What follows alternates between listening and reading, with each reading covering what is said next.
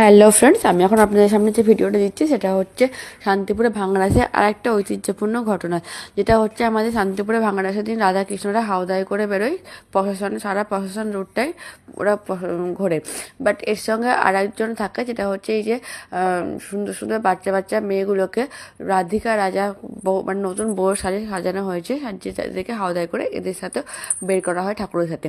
ব্যাপারটা হলো এটাই যে আমাদের যখন কৃষ্ণ বৃন্দাবন থেকে মথুরায় চলে যায়, তখন তার সখীরা কৃষ্ণ বিরহ সহ্য করতে না পেরে রাধিকাকে একদিনের জন্য রাজা করে এইভাবে সাজিয়ে সিংহাসনে বসিয়েছিল।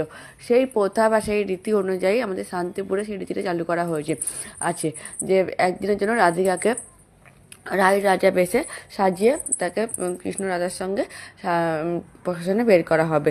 এই যেমন হচ্ছে, যেমন কৃষ্ণ রাধাকে যেমন হাওদায় বসিয়ে পুরো প্রশাসন রুটটা সাজানো ঘোরানো হয়, তেমনই